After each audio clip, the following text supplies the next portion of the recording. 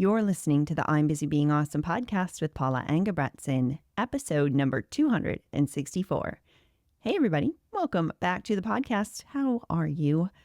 Today, we are diving into a topic that, honestly, I think hits home for so many of us, and it is the topic of moving through avoidance procrastination. So first of all, what is avoidance procrastination? We probably have a good idea. We probably have a general inkling of what it might be, but let's actually define what avoidance procrastination is. It's essentially that cycle where we avoid a task and then feel terrible about avoiding that task.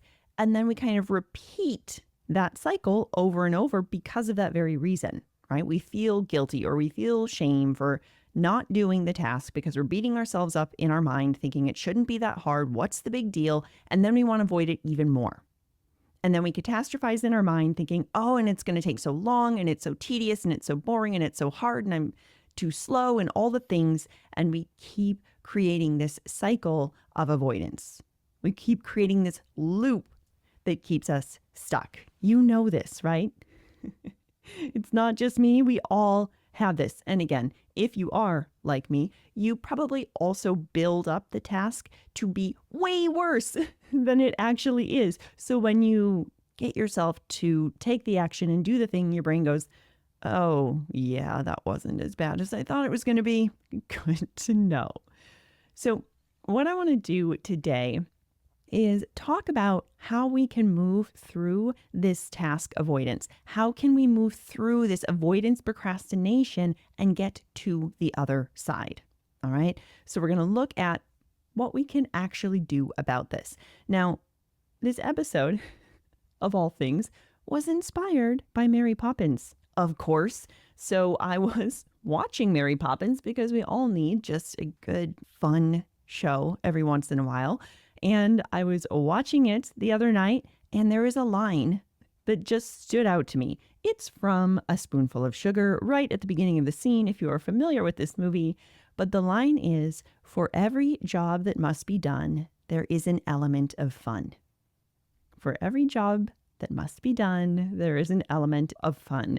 And I'm not going to lie, when I have something that rhymes, it makes me even more excited. So today we are going to incorporate this mantra from Mary Poppins into some strategy to help us move through this avoidance procrastination and take action. Now, don't worry, I'm not going to just tell you to turn everything into fun because sometimes it's just not fun.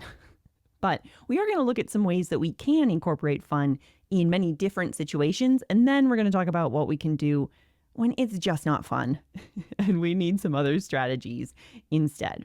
Okay, so that is what we are doing today. And actually, before we do that, I want to make a disclaimer.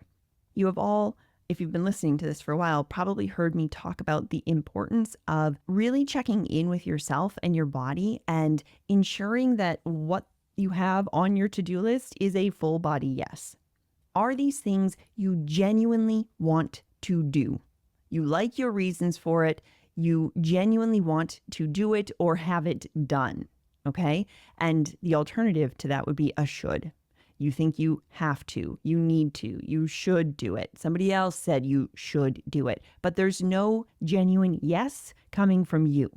Okay. So before we dive into any of the tasks, I highly encourage you to first check in and make sure that it is a full body yes. Now, that doesn't mean that it's going to feel easy and fun when you do it, right?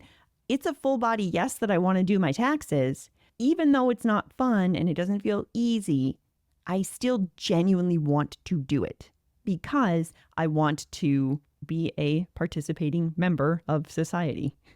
Okay? So even though it doesn't feel super fun and easy in the moment, it is still a full body yes. Now, there's other things where it's just a should. Those are not the things we're talking about here. I don't want any shoulds on your list ever, okay? So when we use the strategies today, when we talk about all the different approaches, when we're thinking about for every job that must be done, there is an element of fun, we are first making sure it is a full body yes. Okay, deal? Okay. So now let's talk about fun and how we might incorporate fun, because I really think there's a lot of truth in this statement of, for every job that must be done, there's an element of fun. I'm going to keep saying it because it is so fun. Who doesn't love a good rhyme? Okay. So I really think there's power in this statement. First of all, it helps us to shift our perspective. So when we can actively look for a fun or enjoyable aspect within some task that we're kind of dreading, within some task that we're like, this does not seem fun. But when we can really shift that perspective and get curious and get playful and bring in a bit of delight, it can really help to shift that feeling of dread into an experience of at least curiosity, which feels way better than dread. I also think that when we can drop into fun, it helps promote more creativity and innovation.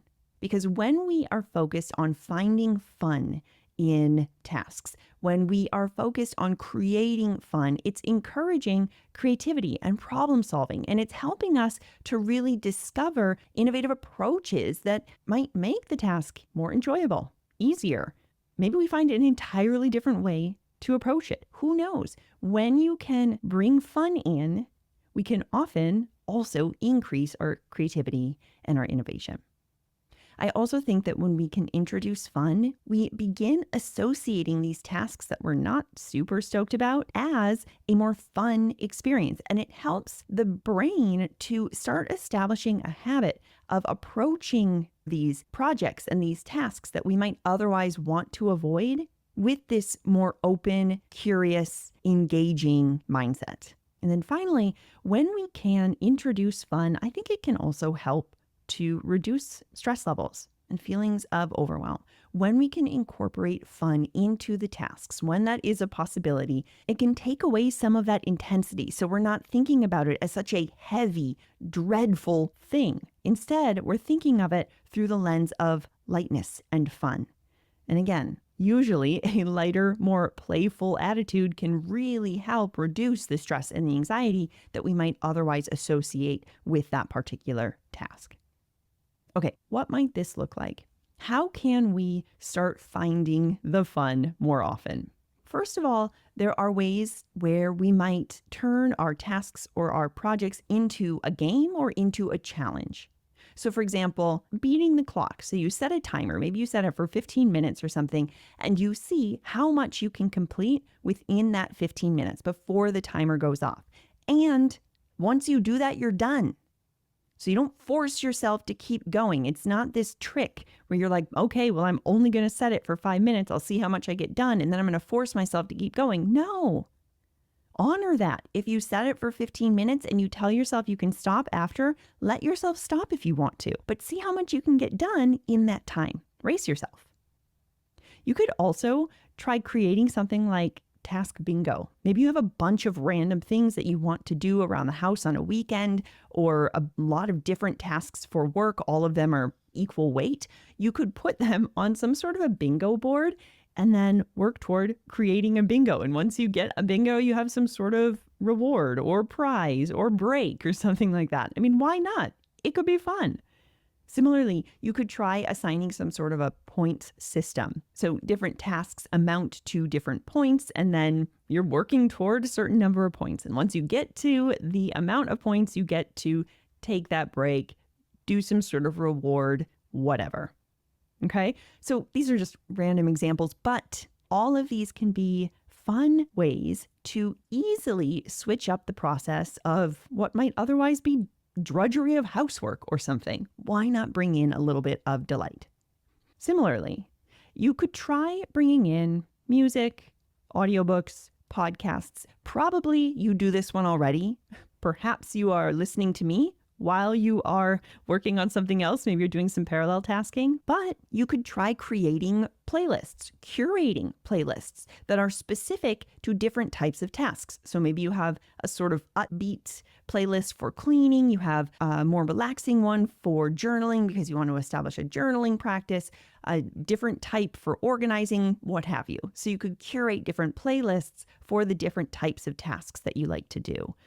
Similarly, you could listen to an audiobook or a podcast or whatever to help you with different types of parallel tasks that do really well with having something else on in the background. And if you're new to the concept of parallel tasking, I have a whole podcast episode on that. So I will link to that in the show notes. I can't remember the number of it right now, but I'll put it in the show notes so you can check it out. So next way that we can bring the fun is to make it social. Do some sort of a task party. Invite your friends over and everybody can work on, I don't know why I have taxes on my mind. It's July, but that's the example. It keeps coming to mind. But maybe you bring everybody over and you're just working on TurboTax together. Or you're wrapping gifts. I remember my neighbor, her and her sisters would go Christmas shopping Black Friday. So they would go out, they'd shop all night, they'd come home. That morning, they would sit together, her and her sisters, and they would wrap all the gifts so that the day after Thanksgiving, all of the shopping was done and wrapped. What in the world? This is not what I do, but that would be awesome.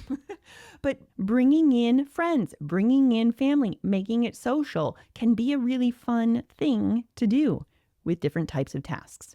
Okay. Similarly, you could do body doubling, virtual co-working. Okay. I also have a podcast on this. I will pop it in the show notes as well. But essentially, body doubling is where you get together either virtually or in person to work on similar tasks at the same time. So as ADHDers, our brains tend to do better with other people doing similar things as us. So when you can have someone with you, either literally with you or virtually on screen, it can be that extra support we need. This is something that I offer all of my clients. So every week I have a body double so everybody can pop on and we just work on the things that we've been putting off for the week. Okay, so having that there can be really supportive. Make it social. Similarly, bring in accountability. Maybe you want to pair up with somebody who's also working on a similar project and you check in and you celebrate one another's achievements and what you've created over the time since you last checked in. Okay, so making it social can be another powerful way to bring in the fun when you are otherwise avoiding the task. And then finally, the last suggestion that I have to help make it fun is to bring in visual or creative approaches. So you could create something like a vision board. Okay, so maybe you create this vision board with images and quotes that are related to the project you're working toward or the goal that you're working toward. And you have that visual representation of where you're going, why you want to go there, why it's worth it to lean in and do the thing. Having those visual reminders could be really supportive. Okay. And then similarly, I love this one for situations where you are maybe organizing or decluttering, something of that nature, but taking before and after photos. It is so fun and so motivating. So whether you are doing a smaller declutter over an hour or so, you can do a before and after of a drawer or what have you. Or maybe you're doing your whole closet or you're working on the basement generally. Day after day, when you work on it, you're taking pictures to see that progress. That can be another fun way to really maintain that motivation to keep you going and taking those next steps forward. Okay, so there are so many different ways that we can really bring in the fun. These are just a handful. I would also love to hear from you how you bring in fun. Let me know. I'm over on Instagram at I'm Busy Being Awesome. You can post on any of the posts for this episode or drop me a DM. I am always looking for new and innovative ways to bring in fun, bring in delight. So please let me know how else you do over on Instagram. I'm Busy Being Awesome. Okay, now, as I mentioned at the beginning of this episode, sometimes bringing in fun is not super easy to do. In fact, it's quite challenging and the brain just cannot find the fun, right? What happens when fun is quite hard to find? First of all, what I think is useful to do here is to explore the resistance. Can we get to know this resistance a little bit? Because again, I don't want you using this Mary Poppins quote against you. Sometimes stuff just isn't fun. Your brain does not have positive thoughts about whatever the thing is. It's not a problem. Okay. So when that happens, the first thing we can do is start understanding the resistance that's present. You might even create some sort of a resistance journal and set aside a couple of minutes to write about this task that you're avoiding. Maybe you ask yourself a couple of questions. What emotions come up when I think about this task? What are the specific aspects of this task that feel particularly daunting or intimidating? Okay. Keep this journal to track how you're feeling, any patterns that come up. And as you do that, it can inform how you approach things going forward. It can help you learn, oh, these are the emotions that I tend to avoid most. These are the things that tend to get in the way most often. And that can be really powerful insights that you can use for you as you start putting in additional supports on the other side. Okay, so allow yourself to really get clarity on what's going on with the resistance. What is happening there? From there, we want to reflect on what comes up. Maybe you find that there's a lot of fear. Maybe there's fear of failure. You don't want to start the thing because you're worried that you won't perform well, or it's not going to go as planned, or that you're going to make mistakes and people are going to judge you. Or maybe it's the opposite. Maybe you have fear of success and you're anxious about increased responsibility or expectation that comes with doing well if you get started and complete that project or that task successfully. Alternatively, maybe it's boredom. Maybe your brain is like, oh, it's so boring. I just can't get started. It is so monotonous. It is so tedious. I just can't get engaged. And maybe your brain really avoids boredom. And that lack of variety is completely paralyzing. Or maybe your brain freezes up more often around uncertainty.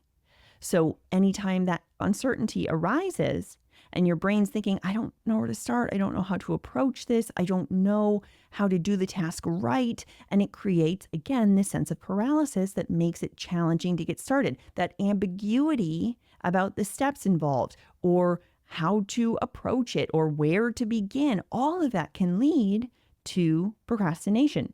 We talked about that a little bit when we were exploring front-end procrastination as well, right? So that sense of uncertainty might be a culprit for you as you're digging in and you're figuring out the resistance.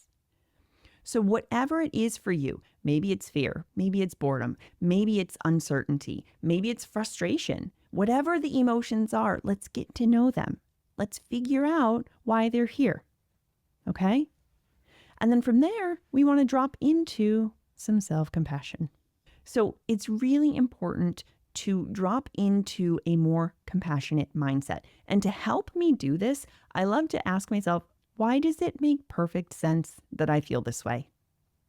Or if that doesn't feel available, sometimes if my brain is really judgy, then I will go, okay, why would it make sense if somebody else told me they were feeling this way in the same situation? And then I let my brain find an answer, because it will. Ask your brain a question, it will start looking for an answer. So we want to ask effective questions. So why does it make sense I feel this way? Or why would it make sense someone else feels this way? Okay. And then once we can create some clarity around, okay, I guess that makes sense. I still don't love it. I still don't love that I'm avoiding it, but it kind of makes sense. Then we can remind ourselves, and also, when I'm avoiding something, this is completely common. This is a perfectly human response. Welcome to being human, brain. It's okay. We're going to be all right. So understanding that resistance is really an important step toward moving through it. And when we can understand it and have compassion for it, and then see how, oh, wait, there I go being human again. I had this feeling I didn't want to do this thing. Yup, check, still human. Then once we have that understanding, we can start figuring out what might be in the way in addition to those emotions. Okay. So once we have identified the resistance, the emotions in the way, we're practicing self-compassion, then I love to ask myself, where's the friction? You all know I love this question. Where is the friction? Because often it can be a really small piece of friction that's getting in the way of taking action. A lot of us think it needs to be this really big thing. It's got to be this major reason. No, sometimes it's just this tiny little piece of friction that's really annoying. It's like a little piece of sand in your shoe that keeps rubbing, okay? I'll give you an example. So I would procrastinate going to bed. We all know this. Revenge bedtime procrastination. It is very real. I have 2 episodes on it. I'll put them in the show notes. But it is very real. And I found for myself the friction was that I brought my phone up with me to bed. And then obviously I started scrolling all the things and researching all the things and, found all the rabbit holes, as we do. And then I realized, okay, but the friction here, I don't actually mind not bringing my phone in. What I mind is that I can't listen to the book I'm listening to or the podcast I'm listening to as I'm getting ready to go to bed. And I was like, oh, that's the friction. So then I put a little Alexa in my bathroom and I can listen to whatever's on Audible there. And then I can leave my phone downstairs in the kitchen and it doesn't distract me at all. And that was the friction. So when we can slow down and go, okay, where's the friction? What's getting in my way? What's making it hard to do the thing I genuinely want to do? And we can get curious about that. We can start solving for it. What feels hard? What's in the way? Big or small, let's solve for it. In fact, the smaller, the better. When we can find the friction that's really small, it's usually a super simple solution as well. So from there, once we have identified the underlying reasons, we can then start brainstorming these practical solutions for the different obstacles, right? If it's an emotional obstacle, you have fear, you might consider breaking the tasks into smaller steps that are a little bit easier to do when we set a smaller timeline that we're working toward. Rather than thinking about a big goal and we're worried about what people will think if we fail, we zoom in and we go, okay, but this is just what we're going to focus on today. What if we focus on this small component and here are the steps that lead up to this smaller part? Are we willing to be in the discomfort of that? Or maybe you're solving for boredom. And you go, okay, how can I shake up the situation so it doesn't feel quite so boring? What can I bring in here? For the uncertainty, how can we solve for that? Can we ask questions? Can we seek guidance? Can we do some Googling with a time limit on it, right? What can we do to solve for that? If there's friction, how do we smooth it out? What are the obstacles that are keeping us stuck? By digging into these different components and brainstorming solutions, you're going to help yourself move through that resistance much easier. Now, the next strategy that can be really supportive when finding the fun is just not in the cards is to focus on the future benefits. And the way that I like to do this is first, remembering why you're doing it in the first place. Why is this important to you? Why do you want to get it done? Why is it still on your list? Remember, it is a full body yes. So why is it here? And then from there, allow yourself to visualize how it will feel to have this thing completed. What's it going to look like? What are you going to be doing once it's done? How is it going to feel emotionally for yourself to check it off the list, to close the loop, to click submit? How will you feel once that's done? And then finally, allow yourself to think about future you and how you are taking care of future you. Now, sometimes our brains can get a little bit squirmy with this. We're thinking we have to jump all the way to 5 years from now and we just don't feel connected to that future version of us. I'm not talking about that far in the future. I'm talking about you tonight or you 20 minutes from now when you leave your phone downstairs instead of bringing it upstairs when you're going to bed. Okay? Think about that future you who's grateful because it's so much easier to go to sleep, or future you tomorrow morning when you wake up and you got the sleep you wanted. Or future you in the afternoon when you can end your workday on time because you leaned into the discomfort of answering those emails before lunch. Okay? So allow yourself to think about future you who's going to be so grateful to current you for doing the thing, for leaning in and feeling the uncomfortable feelings as you take those steps on those tasks you genuinely want to check off the list. And building on that, I think it's also helpful to check in with your willingness to feel that short-term discomfort for future you. Am I willing to be in the discomfort of the boredom or the uncertainty or the frustration so that I can get to the other side? Am I willing to feel that restlessness in my arms and legs when I'm bored reading through this report? Am I willing to feel that kind of untethered tightness in my chest when I'm feeling uncertain about whether or not I have the right steps? Am I willing to be in that discomfort so that I can get through to the other side? And again, when we can get really good at tapping into how our emotions literally feel, the sensations in our body, and we can name them, and we can go, am I willing to feel this tightness or my shoulders tense up near my ears instead of relaxed down? Am I willing to feel that churning in my stomach because I'm nervous before giving this presentation? Am I willing to feel that for the future benefits on the other side? When we can check in with that and remind ourselves why we're doing it, it's very powerful to help give us that nudge we need to take the first step. Now, another obstacle that I tend to see get in the way time and time again is overestimation of time. So when we are dreading a task, thinking to ourselves it's going to take so long, we tend to reinforce this story and reinforce the dread that's keeping us from getting started. So what we often do is we overestimate how long the thing is going to take, and then we create this bigger barrier between us and getting started on the thing.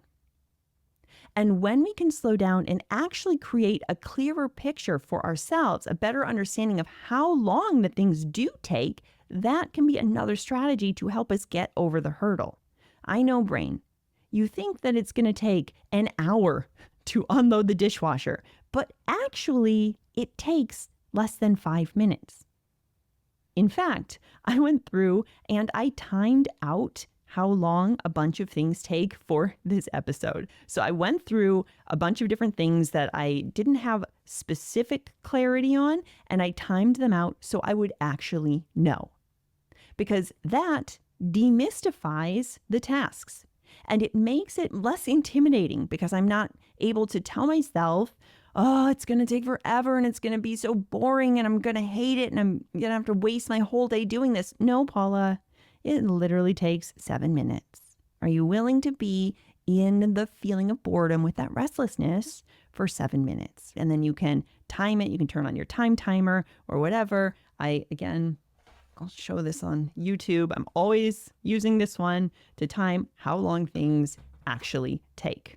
Okay? So whether it's phone calls to make appointments or household chores or submitting reports or paying bills or what have you, we all have our list of things that we think will take forever.